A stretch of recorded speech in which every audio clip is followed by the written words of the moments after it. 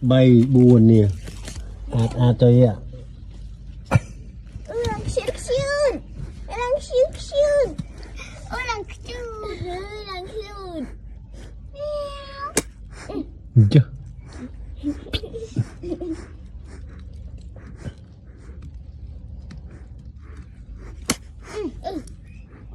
Ủa khám nữa. Có chân chập lên á. Buồn nữa ba. Mà mùi khôi kia mà mùi khôi nữa mấy. mùi to á mấy cay kia mùi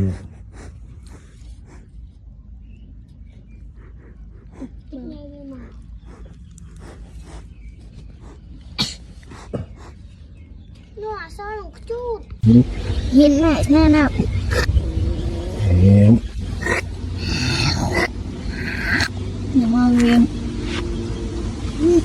em không em mà bắt cái mèo đạt quá xong em mất ở đây mỗi đó mất đã bắt mua này mà người gì dạ họ về thế nào thế này cái này họ về thế nào họ về thế nào họ về thế nào đấy cái này xem họ về về mặt họ đấy về họ về đi thế đấy đi ngọt đi ngon thì rồi đây nữa nè thế biết như này đúng đó thì này yes nhỏ phim gì hai bé nhỏ phim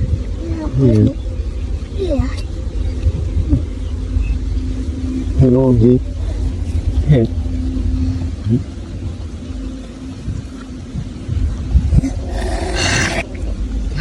đây nhầm đốt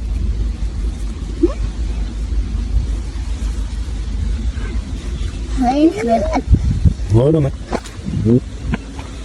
mà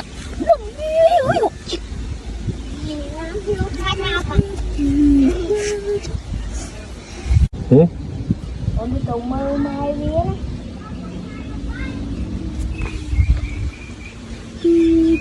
mơ bên nào bây giờ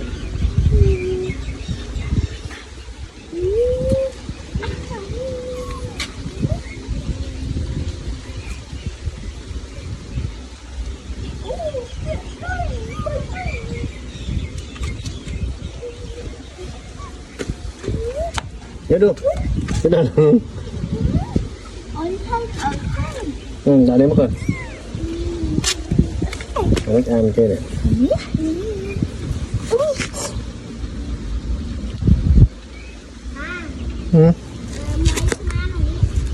nó rất mê nữa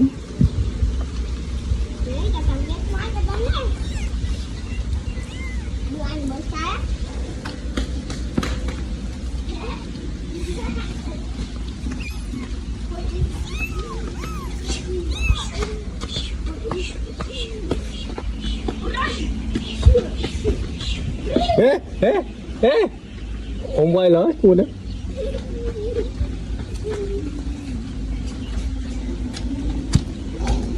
nè một cái can tí nữa đã lại như vậy một cán nữa